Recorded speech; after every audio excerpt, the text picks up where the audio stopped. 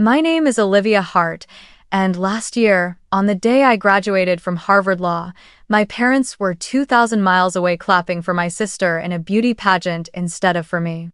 I stood on that stage alone, in my crimson gown, while the seat with their names on it stayed empty.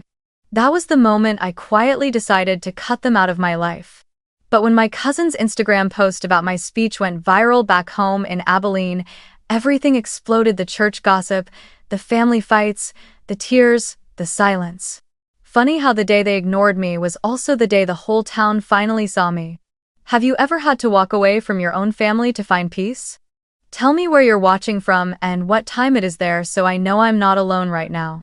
I was born and raised in Abilene, a small town tucked in the heart of Texas, where everyone knows each other's names from Sunday church services, breakfast diners that serve pancakes until nearly noon, and rumors that travel faster than the prairie wind. In that little town, my family was always considered the perfect household. My mother, Linda Hart, had once been Miss Texas back in the 1982. She always believed that crown was a family legacy, something sacred that had to be preserved, even passed down. She spoke of it as if it were a holy duty, and I, her eldest daughter, was the disappointment who failed to inherit it. My father, Robert Hart, was gentle, a quiet man who owned a small auto repair shop down the street. He lived on calloused hands, sweat, and silence. He never raised his voice, never contradicted my mother. He handled everything with the same phrase: "Let it be, live." When I was little, it sounded like comfort. But as I grew older, I realized it was surrender. Then came Savannah. I was 6 when she was born, and just a few weeks later, my mother was already telling the neighbors, "She's got dimples, just like I did at her age." Soon she began collecting ruffled dresses, miniature high heels, and sparkling plastic tiaras for Savannah long before my sister could even speak. Meanwhile, I had books. Old ones my father found at garage sales every weekend because, as he said, Liv loves to read. He was right. I could sit for hours in the school library, reading about scientists, galaxies, and people who had gone farther than others dared to see. But to my mother, that kind of passion held no worth. She would say, "You need to learn how to smile like Savannah, Olivia. You always look like you just failed an exam." I tried to smile, God knows I tried, but my forced grin only made her sigh. As we grew older, the difference between us became impossible to miss. I was tall, thin, dark-haired, my eyes always drifting down when I spoke. Savannah was sunshine blonde, sun-kissed, and effortlessly confident. Mother enrolled her in dance classes, posture lessons, smile training, and child pageant photo shoots. I stood on the sidelines, fastening her dress buttons or carrying her tiny heels. Once, I overheard my mother say to a friend, "Savannah's got stage presence. Olivia's smart, sure, but girls need more than that." She said it so casually, yet it slammed shut the last door of my childhood, the one where I'd once believed that if I just tried hard enough, maybe I too could be loved the same way. I still remember the day of the state academic excellence ceremony. I was 12 years old, chosen to deliver the student representative speech. I had practiced all week, rehearsing every line until I could say it in my sleep. That morning, I put on the simplest dress my mother had ever bought me, the only piece of clothing I owned that wasn't a hand-me-down from Savannah. I woke up early, brushed my hair neatly, and looked around the house. The sofa was empty. My mother's room, empty too. On the kitchen table lay a crumpled note written in her familiar looping handwriting. "Taking Savannah to Dallas for a photo shoot. Do your best, honey." No one came with me that day. I rode my bike to school alone, clutching the certificate that trembled in my hands. When the audience applauded, all I could hear was the hollow echo in my head. I glanced down at the rows of parents snapping pictures, hugging their kids, proud smiles shining under the gym lights, and that was the first time I understood. Sometimes, no matter how hard you try, effort isn't enough to make someone look your way. That night, my mother called. Her voice was cheerful, glowing. "Did you see Savannah's photo on the cover of the local magazine? Isn't she stunning?" I replied softly, "I got my award today." There was a brief pause, then she said, "That's wonderful, sweetheart. I'm proud of both my girls." And she hung up. I sat there holding the phone long after the screen went black, staring at my reflection, just me and the quiet silhouette of a girl unseen by anyone. From that day on, I stopped telling my mother about my awards or achievements. I learned to celebrate myself in small, quiet ways. A cup of hot cocoa after every exam, a new book whenever I scored well. I started keeping a journal, writing down every little thing that made me proud because no one else would. My father sometimes left a few folded bills on my desk. He never said a word, just gave a small nod when our eyes met. I knew that was his way of saying, "I see you." But in that house, his voice was always too soft to drown out the click of my mother's heels, the laughter of Savannah, and the relentless flash of her camera. I entered high school in silence, the same way I had existed in that house for years. Abilene High wasn't big, but to me, it felt like an entirely new world. There, no one knew I was the daughter of a former Miss Texas. No one compared me to Princess Savannah. I was simply Olivia Hart, the girl in the front row whose hand shot up whenever a teacher asked a question. I fell in love with chemistry, joined the debate club, and cherished the feeling of being heard for my ideas instead of my smile or the dress I wore. I still remember when my teacher handed me my first science scholarship letter and said, "You've got the kind of mind that goes far, Olivia. Don't ever let anyone make you think otherwise." I smiled at her words, but deep inside, a quiet fear stirred, the fear that no matter how far I went, my mother's eyes would never see me. At home, the living room wall had changed.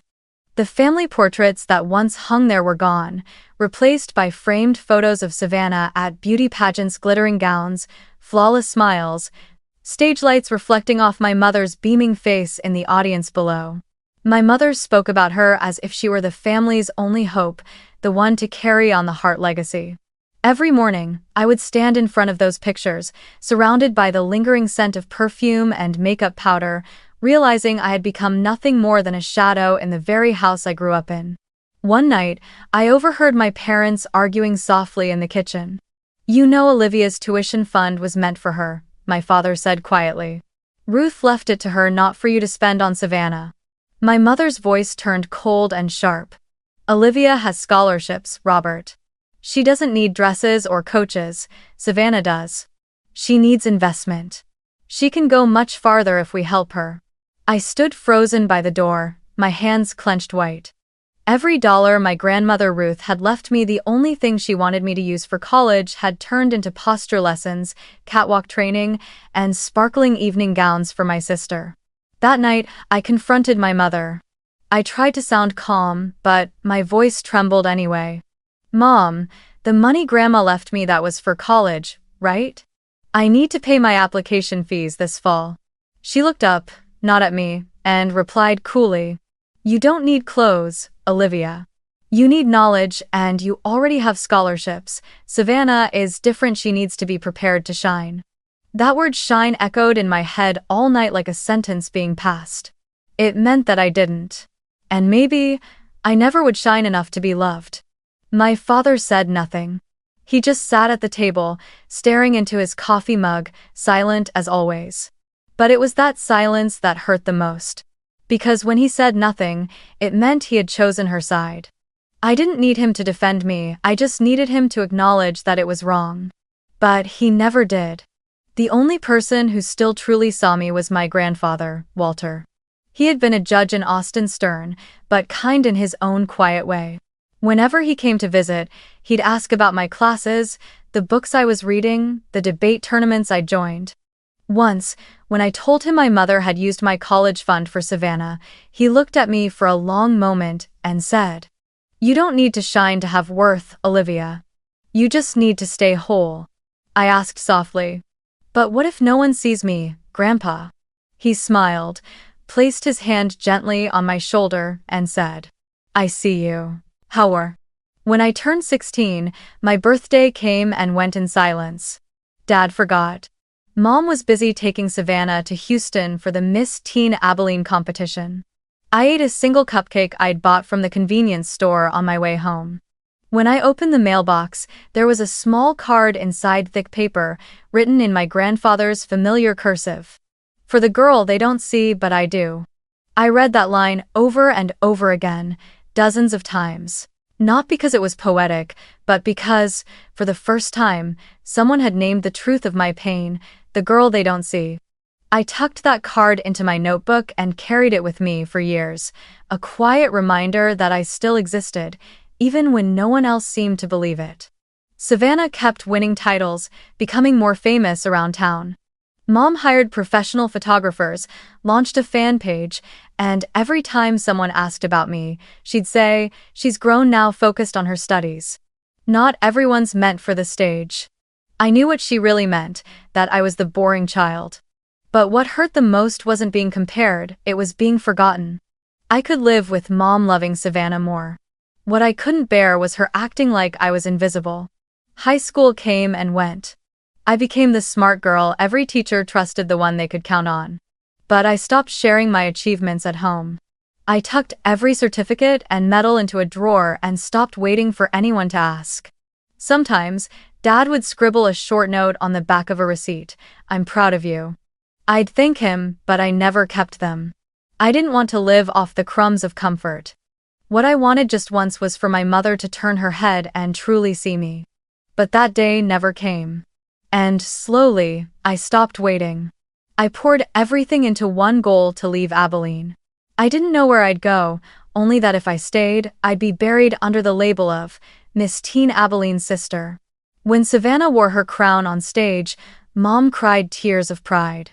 I stood behind the curtain, watching the blinding lights wash over them, and whispered to myself, "One day, I'll stand somewhere people have to see me not for my smile, but for who I am. And when that day comes, I won't need anyone to stand beside me." The day I received my acceptance letter from Harvard Law School, I must have read it dozens of times. Every word seemed to glow on the page, trembling in my hands. I, Olivia Hart, the girl from the small town of Abilene, Texas, daughter of a mechanic and a former beauty queen, was about to become the first person from our town ever accepted into Harvard. I thought, this time, she'll finally be proud of me. I ran inside, my heart pounding so hard it hurt to breathe. Mom was in the kitchen, blow-drying Savannah's hair. I placed the letter on the counter, my voice shaking. "Mom, I got into Harvard." Savannah reacted first, not out of joy, but surprise. "Seriously, Harvard? Isn't that the school where people study forever just to argue?" They both laughed. But over the sound of their laughter, I only heard my mother's slow, measured words. "Being a lawyer is fine, Olivia, but beauty opens more doors than logic ever will. You should learn to make people love you, not just obey rules." I stood still, feeling the joy that had barely bloomed inside my chest tighten and collapse. I thought that this time, she'd finally say, "I'm proud of you." But no, it was the same story again. I didn't have the light. I didn't have the presence. And so, to her, everything I achieved would always just be paper, nothing more. A few days later, we had a celebratory dinner. But it felt like every other dinner we'd ever had. Mom spent the entire meal talking about Savannah's new dress fitting, the upcoming pageant judges, and whether a red or blue gown would look better under stage lights. I sat quietly, watching the candle flicker between us, thinking about the years ahead in a faraway place where no one knew me as Miss Teen Abilene's sister. When dinner ended, Mom patted my shoulder and said, "Well, it's good, I suppose. Having a lawyer in the family could come in handy someday." It sounded like congratulations, but it was colder than goodbye. The day I left Abilene, the August heat was suffocating. I packed 2 small suitcases, one for clothes, one for books, and stepped out onto the porch. Mom and Savannah were outside taking pictures in the bright sunlight. I thought they'd walk me to the car, but when I approached, Mom only said, "Remember to carry yourself properly. Harvard expects decorum." "How?" Savannah giggled and lifted her phone. "Let me post a photo of us saying goodbye." What I didn't know was that the moment I walked out the gate, she posted a different picture, just her and Mom, at breakfast, with the caption, "Breakfast with the only 2 real women of the Hart family." That photo got hundreds of likes. And in that single moment, I finally understood I had been erased from their picture long before I ever left. Before getting on the bus to the airport, my father handed me an envelope. "Your grandfather sent this," he said quietly, avoiding my mother's eyes. Inside was a handwritten letter, the ink slightly shaky. "Olivia. Let the world see that you don't need anyone else's spotlight to be seen, because the real light is already within you." I held the letter tightly, feeling as though a single, fragile thread still connected me to the idea of home, but only through him. As the bus began to move, I looked out the window one last time. My mother was fixing Savannah's hair. My father stood with his arms crossed, staring at the ground. Neither of them waved. The long flight from Dallas to Boston felt like a border between two lives. When the plane descended, I looked out the window to see the world covered in snow white, endless, and so cold it seemed to slice through the skin. I had never seen snow before, and the moment I stepped out of the terminal, I was struck by a silence so pure it almost echoed. It was a different kind of silence. In Abilina, silence meant being forgotten. In Boston, silence meant possibility. I dragged my 2 small suitcases through the snowy steps, each foot sinking deep but firm. When the wind whipped across my face, I thought of my grandfather's words. "You don't need anyone's light." And for the first time in years, I smiled. Not the kind of smile my mother wanted, but the smile of someone who knew that even alone, she was moving in the right direction. That evening, I arrived at the student dorms, a small room with a low ceiling and walls faded by time. I placed my grandfather's letter on the desk, beneath the warm glow of the desk lamp. In that moment, the difference between Abilene and this place became crystal clear. Here, no one knew who I was. No one cared whether I had presence or poise. Here, the only currency that mattered was intellect and effort. I opened the window and watched the snow falling over the old rooftops of Harvard Yard, whispering to myself, "I won't live to be seen anymore. I'll live so that no one can look away." That night, I wrote the first line in a new notebook. Day 1 in Boston. A new chapter, no one beside me, but no one in my way. And in the sound of the wind slipping through the window cracks, I knew for the first time in my life I was truly free. The first years at Harvard felt like stepping into another world, a world where everyone spoke about their future with terrifying certainty, where the children of powerful families debated whether they should intern at the federal courthouse or at their father's law firm. And then there was me, Olivia Hart, from Abilene, Texas, a place where a girl's worth was measured by her curves and her smile. At Harvard, worth was measured by ability, and I was determined to prove I belonged. But sometimes, standing beneath those centuries-old arches or sitting in the stillness of Langdale Library, I couldn't shake the feeling that I didn't quite belong, not because of where I came from, but because I carried the invisible scars of a child who'd grown up unseen. I spent most of my days buried in the library, staying up until dawn perfecting every essay. The air was thick with the smell of strong coffee, the rhythmic clatter of keyboards, and the cold breath of Boston seeping through the old window frames. My savings barely covered my dorm room and simple meals, so I worked part-time in a research office, grading papers for a constitutional law professor. Every dollar I earned felt like one small step closer to freedom. I never complained. I was used to surviving on my own, from meals to sleepless nights, from comforting myself to believing in myself. Calls from home were rare, and when they came, they left an echoing emptiness behind. My mother never asked how I was doing, she only talked about Savannah. "Your sister got accepted into the Miss Texas training program. They say she has national potential," she said once, her voice brimming with pride. I listened, nodded, and turned back to the thick stack of case files on my desk. The last time she'd asked me anything that truly mattered about me was probably when I was 12. Now, I was just the silent audience to the story of the dazzling younger daughter of the Hart family. So I built my own rhythm, mornings for lectures, afternoons for work, evenings for reading, weekends for laundry and reheated soup. My classmates called me the quiet Harvard girl, But I felt safe inside my solitude. Here, no one compared me to anyone else. Silence was no longer punishment, it was oxygen. Then Ethan Wells appeared. He was a second-year med student who often sat in the small coffee shop near campus, the same one where I liked to study. One afternoon, I dropped a pile of case files, and he knelt to help me pick them up. "You study law?" he asked, smiling. "You look more like someone preparing to sue the entire world than to write an essay." I laughed a real laugh, my first in months. We started talking, and to my surprise, he didn't seem bored by my seriousness. He told me he'd chosen medicine because he wanted to heal what people can't see. I remember pausing for a long moment before replying softly, "So do I, just with words and the law." We became close friends. Ethan never pried into my past, he simply showed up when I needed him. He used to say, "You're not cold, Olivia. You're just used to no one touching the world inside you." For the first time in my life, I felt seen without needing to stand under any spotlight. Meanwhile, Savannah was turning into an online phenomenon. My mother had created a fan page called Savannah Heart, the Miss Texas Journey, updating every photo shoot, every catwalk session, every new designer dress. Each post drew hundreds of adoring comments. When I sent her a photo of me standing in Harvard Yard, wearing my crimson gown and smiling faintly, she reacted with a simple thumbs-up emoji. That was all. Her world had no place for me, or if it did, I was just a background character, fading quietly behind the glow of the stage lights.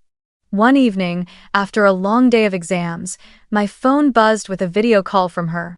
Her face appeared on the screen, perfectly made up, and behind her, Savannah was twirling in front of a mirror, trying on another gown. "You look exhausted," my mother said, frowning. "All that studying, is it really worth it if no one even notices? Savannah's just been offered a brand partnership, you know. See? A smile can open more doors than any degree." I forced a small smile. "I know, Mom." She chatted a bit more about Savannah, then hung up abruptly. "It's time for our photo shoot," she said before the screen went dark, leaving me alone again in the quiet glow of my laptop screen. I stared at my reflection on the dark screen, my tired eyes rimmed with shadows, reflecting the yellow light of the desk lamp. The smile still lingered on my lips, but at some point, tears had started falling without my noticing. I swallowed hard, the way I had learned to do all these years. I wasn't angry anymore, just tired. Tired of trying to prove my worth to people who never wanted to see it. Ethan showed up a little later, holding 2 cups of hot cocoa. He didn't ask anything, he just placed one in front of me. "I think," he said softly, "people don't have to see you for you to shine, they just need to step out of their spotlight long enough to notice you've been standing there all along." I didn't reply. I just nodded. And in that moment, I realized, real care isn't loud, or performative, or demanding. It's quiet, but it's there. I kept studying, kept working, and little by little, I began to change. Not because Harvard transformed me, but because I finally started to believe that I deserved everything I had worked for, even if no one applauded. Somewhere deep inside, I could still hear my grandfather's voice. "You don't need anyone's light." And, this time, I believed him. At the end of my 3rd year at Harvard, when the last traces of snow melted over the old brick pathways, I received the news I had won the award for outstanding thesis on women's rights. My professor said it was rare for a 3rd-year student to win. Around the same time, I was offered a summer internship at one of Boston's top law firms, Parker and Whitmore, known for training many of the country's most influential legal minds. I remember sitting in the library for a long time, staring at the glowing email on my laptop screen. What I felt wasn't pride, it was relief. Relief that all the sleepless nights, the bitter coffee, and the quiet humiliations had finally meant something. I thought, maybe this time, Mom will finally be proud. So I wrote an email to my parents. "I've been selected for Parker and Whitmore's summer program, one of the top law firms in Boston. They also published my paper on women's rights on the school's official page. Just wanted to share some good news."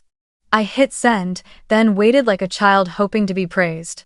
2 days passed. Nothing. On the third day, my mother finally replied. Good.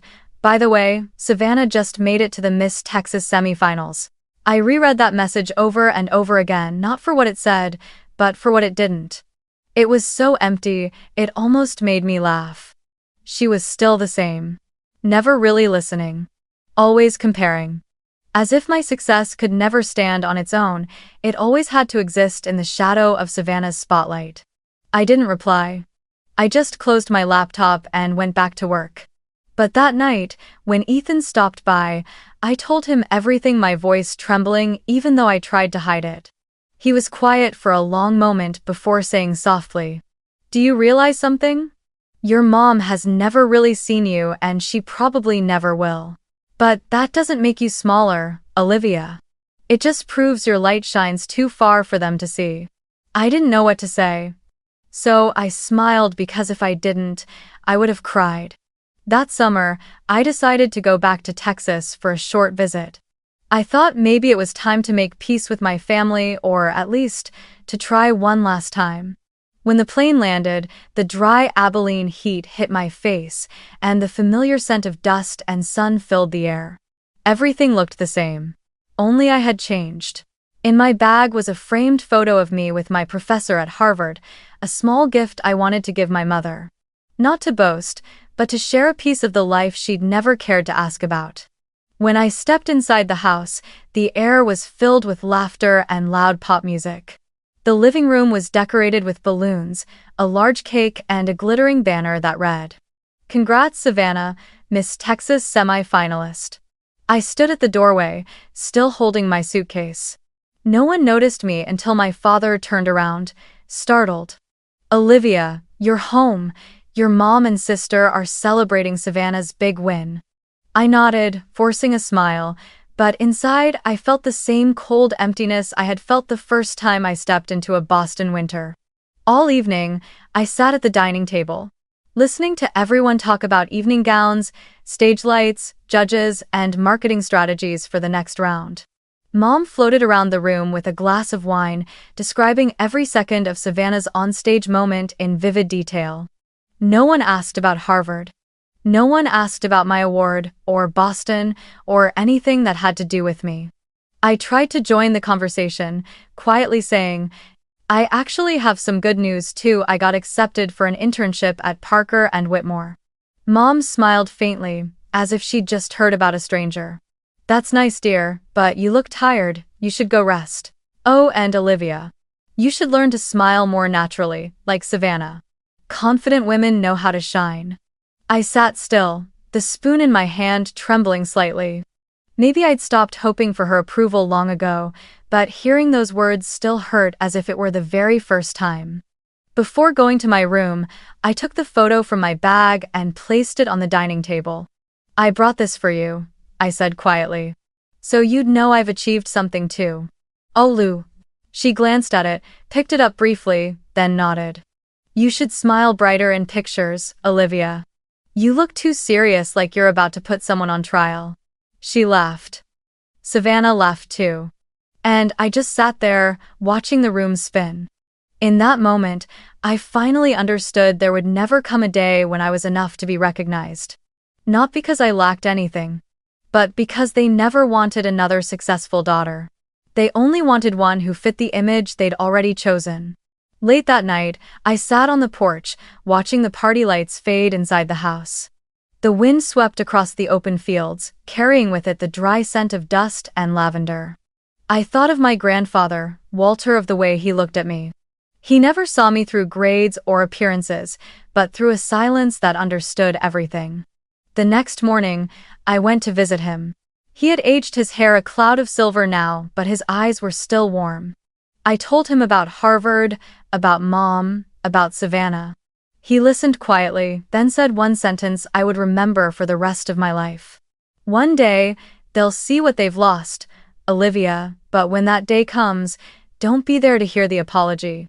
I said nothing, just sat there, feeling something between sorrow and release. Maybe, in that moment, I understood that love and recognition don't always come together. And sometimes, the only way to protect yourself is to stop needing to be seen at all.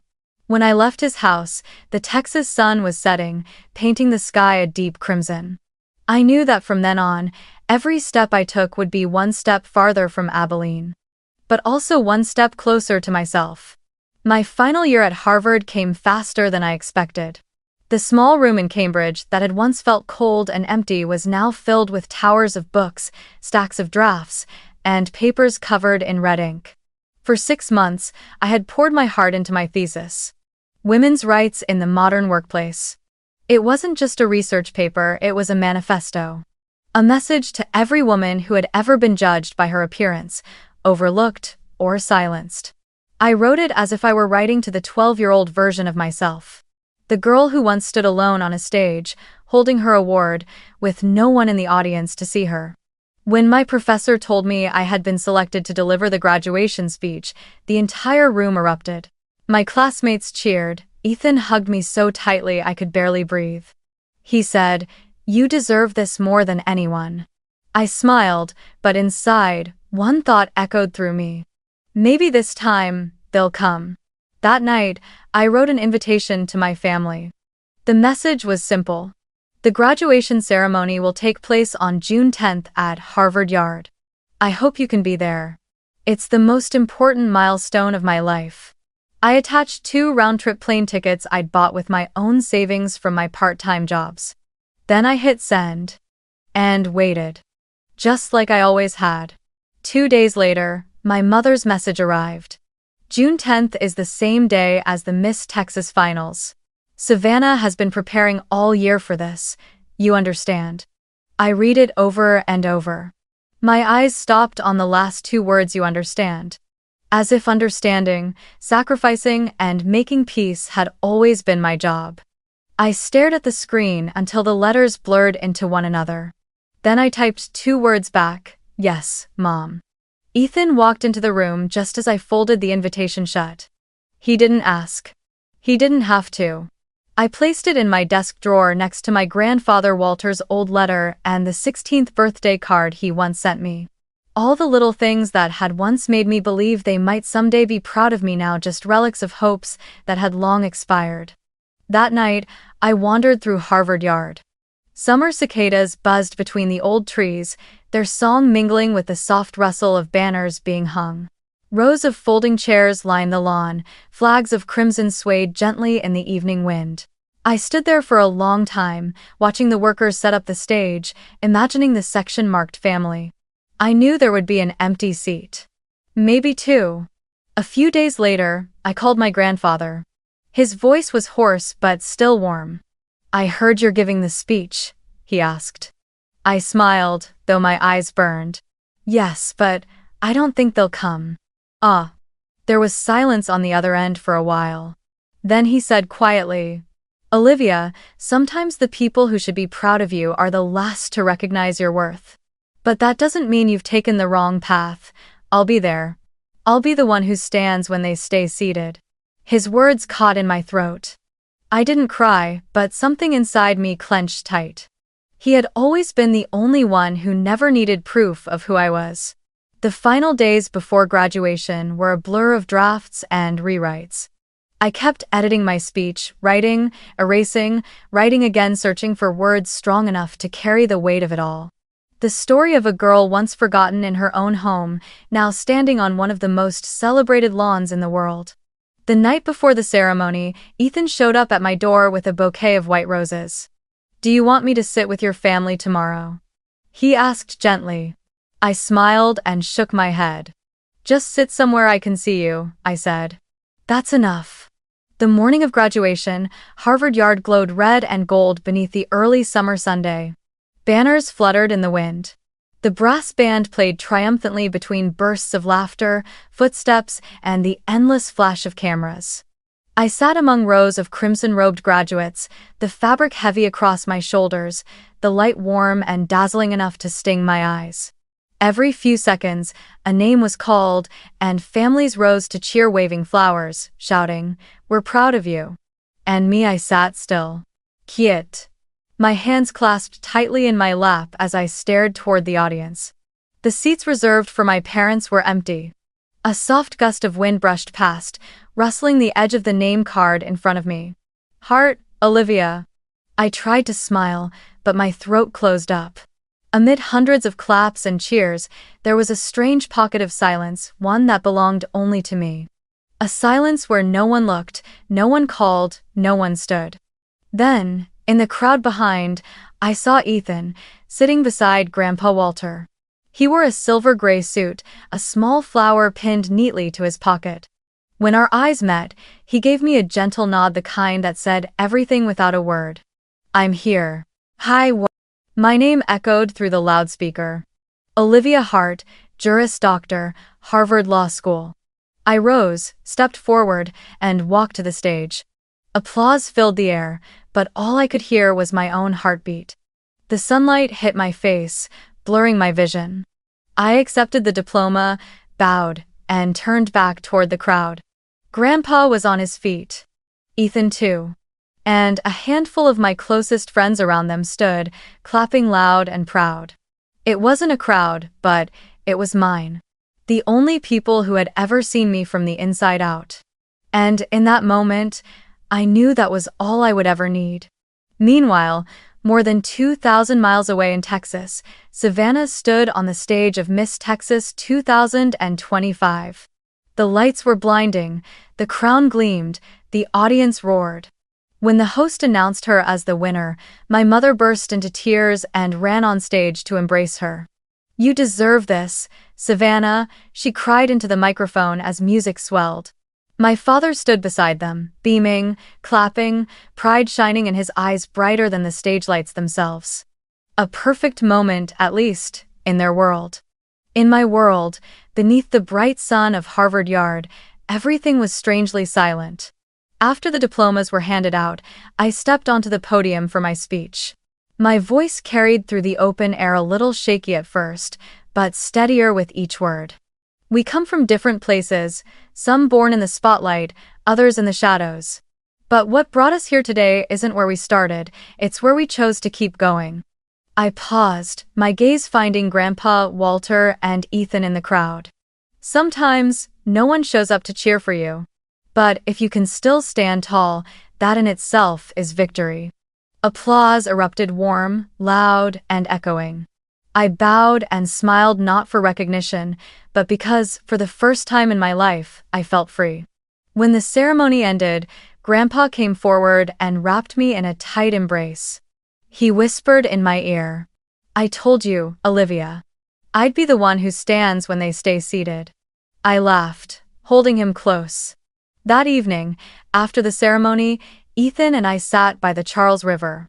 The city lights shimmered across the water, golden and soft, drifting like memories I hadn't touched in years. My phone buzzed. It was a message from my cousin, Emma, with a photo attached, a shot of me on stage, accepting my diploma, sunlight on my face, my hair lifted by the wind. Her caption read, "From small-town Texas to Harvard Law, she did it all alone." I stared at it for a long time, my chest tightening. Not out of sadness, but because every word was true. She did it all alone. I saved the photo without saying anything. But within hours, my phone began vibrating nonstop. Messages poured in from old classmates in Abilene, neighbors, people who once knew my family. "Is it true your mom didn't show up to your graduation? I heard Linda was at Miss Texas with Savannah." Unbelievable, Olivia. The photo spread like wildfire across local social media. Someone reposted it with the headline, "Former Miss Texas skips her daughter's Harvard graduation to attend beauty pageant." Hundreds of comments. Then thousands. Half outraged, half mocking. Small newspapers in Texas picked up the story, and community pages lit up with debate. People began talking about the Hart family. One side celebrated for beauty, the other for intellect. And asking the question that had haunted me my whole life. So, what really defines true worth? I never intended to respond. But the situation spun far beyond my control. Emma called me, her voice a mix of concern and excitement. "Olivia, everyone in town is talking about you. Some of the church ladies are even calling out Aunt Linda publicly." I stayed quiet. Part of me felt an ache, the kind that comes when private pain becomes public gossip. But another part of me felt something strange, almost peaceful. As if the universe had finally decided to speak for me, to say aloud the things I'd never had the courage to say myself. Ethan placed his hand gently on my shoulder. "You okay?" he asked. I nodded, eyes fixed on the shimmering black surface of the Charles River. "I am," I said quietly. Maybe this is just the truth finding its own way out. That night, in the stillness of Boston, I realized I had crossed a line I could never go back from. I was no longer the daughter waiting to be seen. No longer anyone's shadow. A storm was coming. I could feel it. But this time, I wasn't afraid. Because at last, I was standing in my own light. And I didn't need anyone to turn the switch on for me.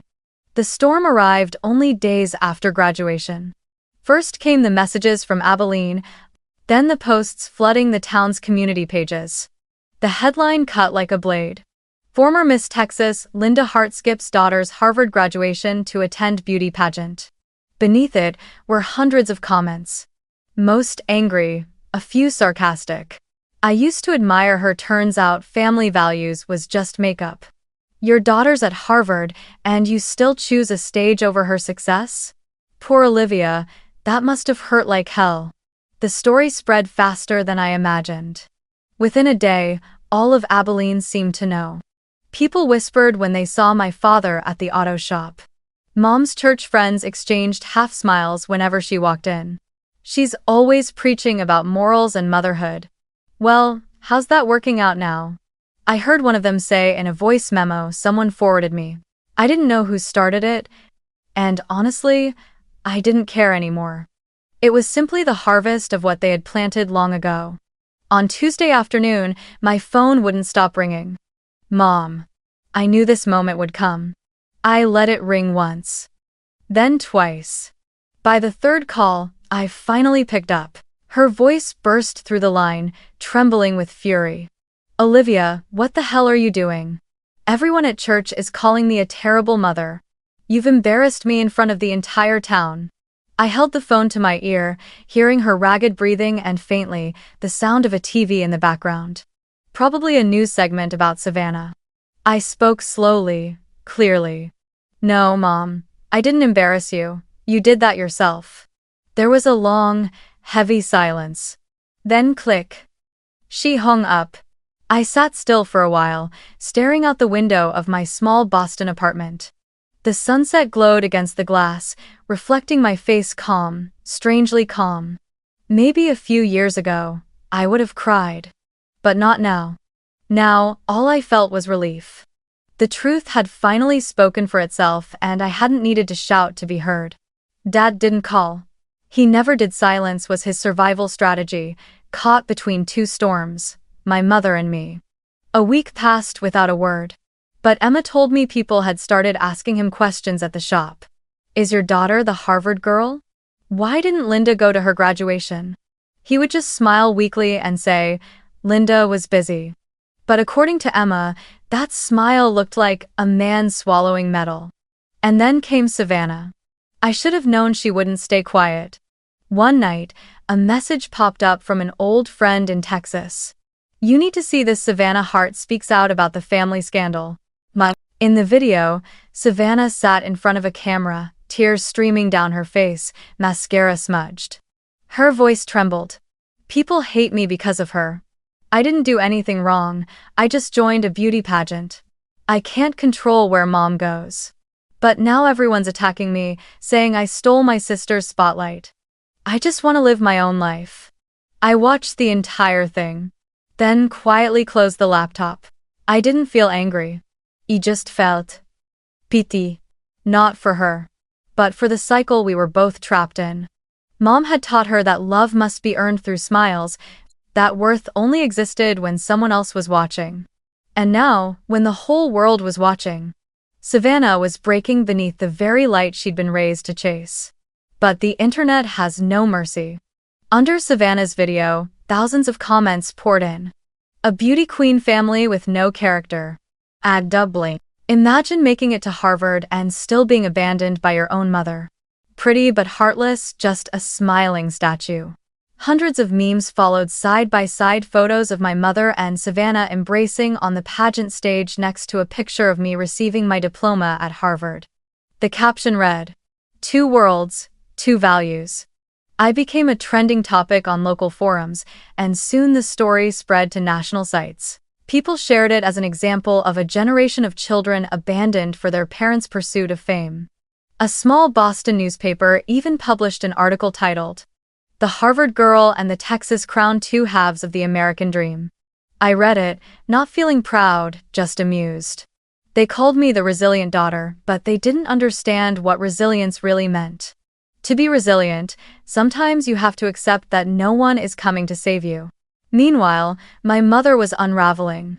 She shut down her social media, canceled all of Savannah's promotional appearances, and began calling everyone she knew to set the record straight. A former friend of hers told me later that during a church prayer meeting, Mom had broken down in tears. She said, "Everyone's misunderstanding me.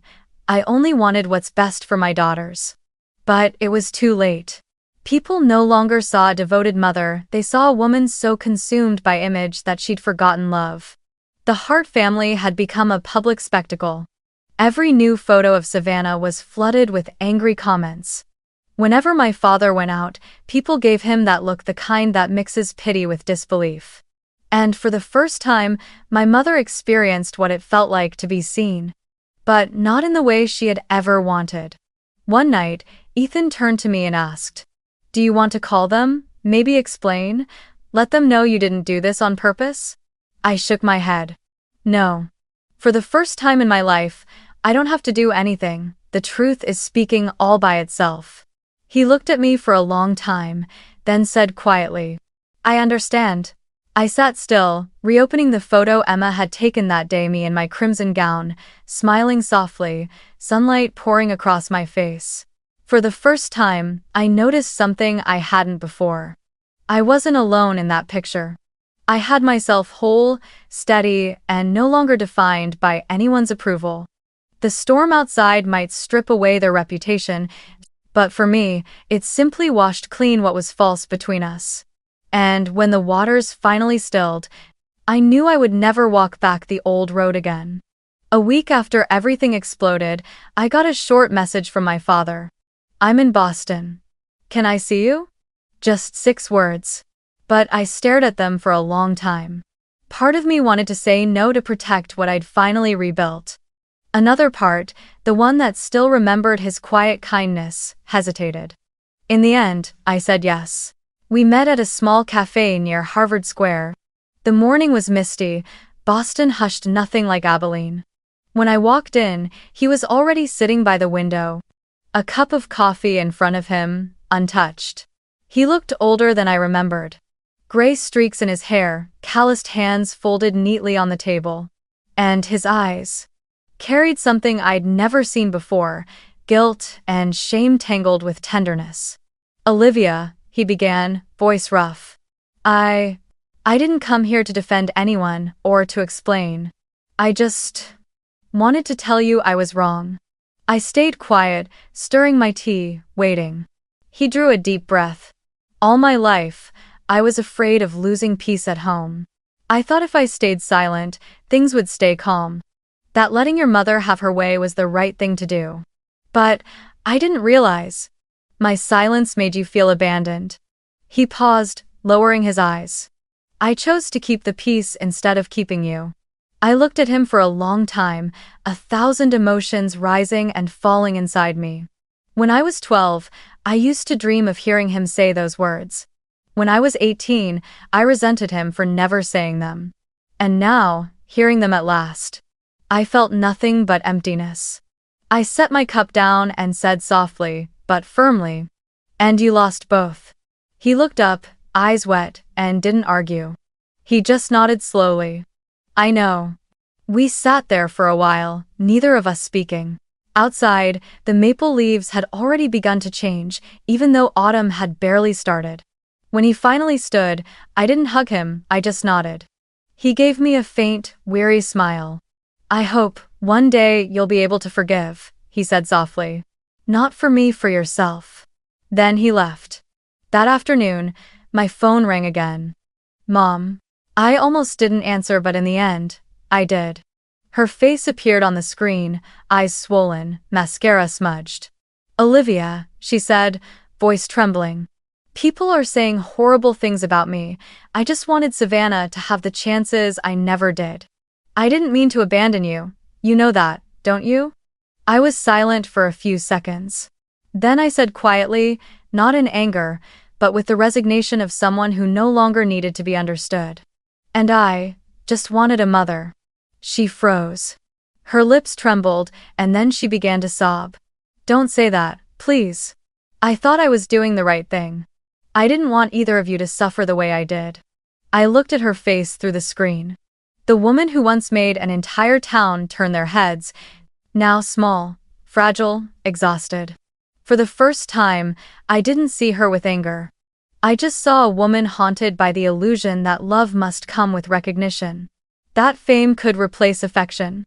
I didn't say anything more. I just nodded gently. Are you okay? She asked, as if it were one last attempt to make things right. I'm okay, I said. And you will be too, someday. But we'll never be the same again.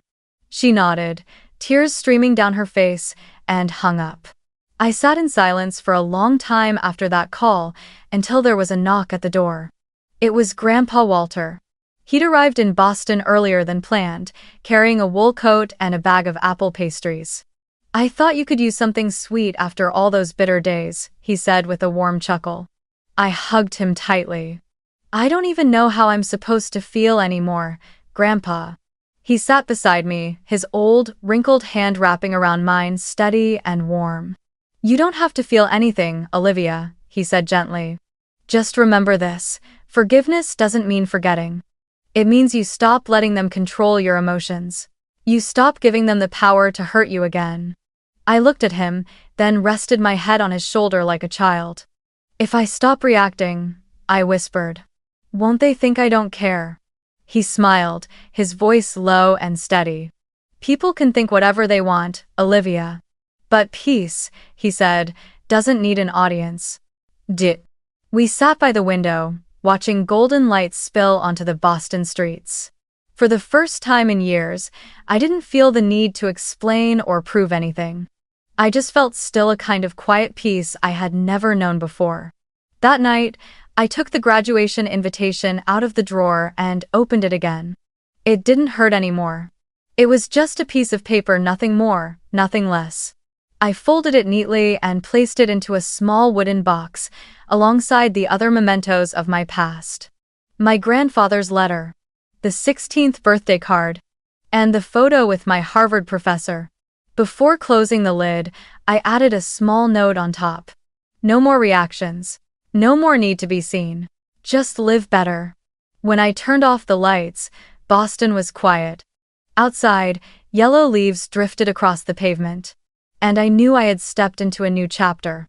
Not one of revenge or resentment, but of freedom.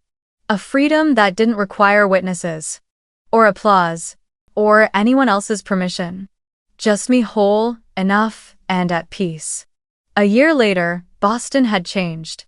The trees along the Charles River were full and green again.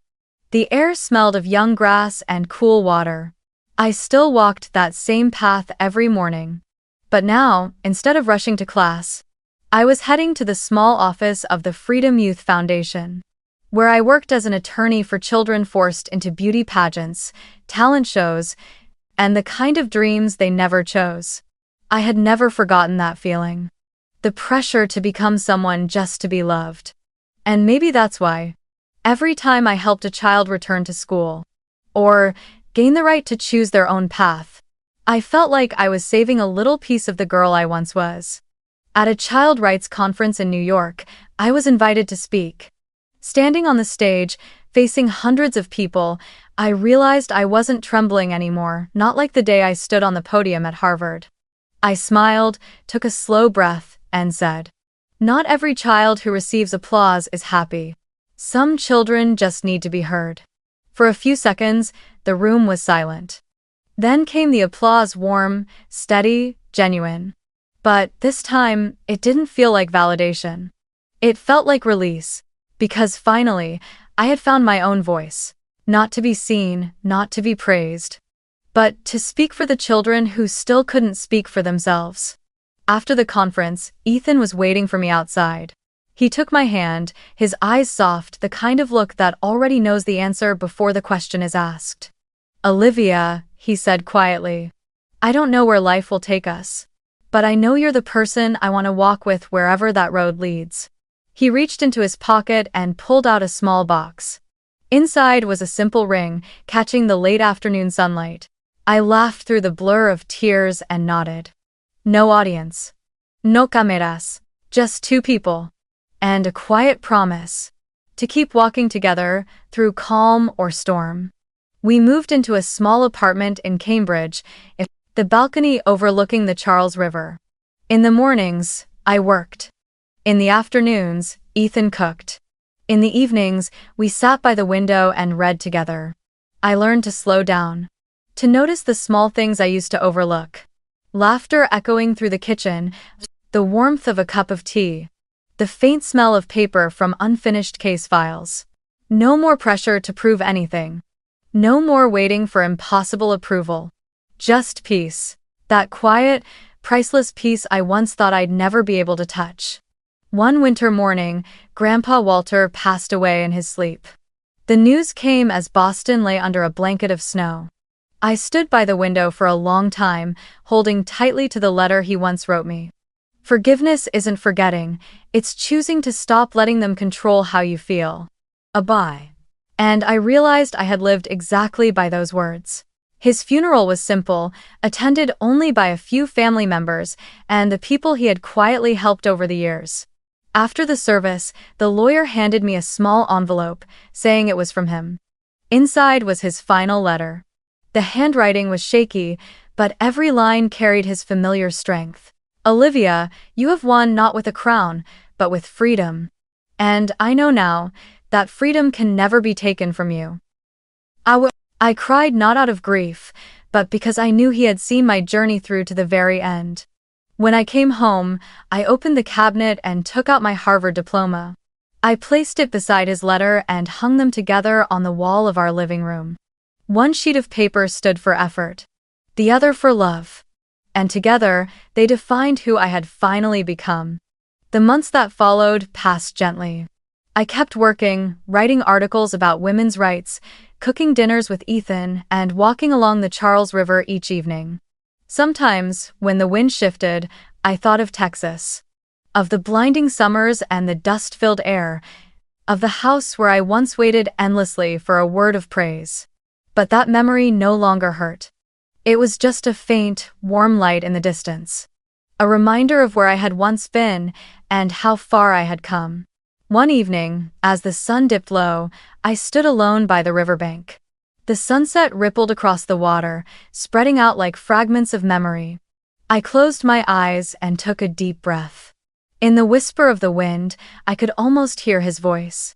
"I'm proud of you." I smiled. My fingers brushed the ring on my left hand. A small promise, but one that anchored me gently and completely to the present. I thought about the road that had brought me here. About my mother, Savannah, and my father. Still somewhere in Texas, living quietly after the storm that once tore through our family name.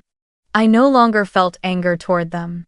They were simply a part of the story, nothing more, nothing less. Each of them had their own reasons for becoming who they were, even when those reasons hurt the people who loved them.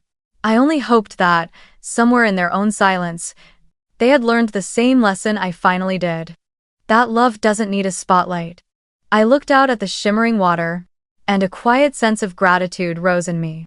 Grateful for the pain because without it, I would never have known how strong I could be. Grateful for the silence because it taught me when to speak. And grateful for the ones who overlooked me, because through them I learned never to overlook myself. As the wind whispered across the river, I spoke softly a farewell to everything that had been. The day they chose to overlook me, I chose not to overlook myself. Maybe the only way to repay pain is to live a life they no longer have the power to define. The last light of the sun slid across the surface of the water, casting a warm reflection on my face. And in that fleeting glow, I knew my story had finally come to an end. Not with applause, but with peace. Quiet, complete, and entirely my own.